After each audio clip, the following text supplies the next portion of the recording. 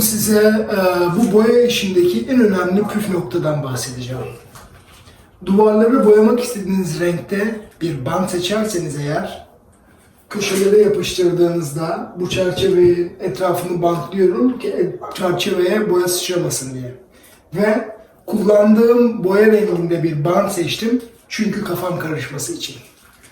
Çerçevenin rengi mi, boyanın rengi mi, bandın rengi mi derken çok zorlandım. Ama bu beni nasıl geliştirdi derseniz bir dahaki boya işinde bunu size açıklayacağım. Unutturan bantları çok yakında sizlerle. Yapış yapış. Çıkartamazsa bu bantı hiçbir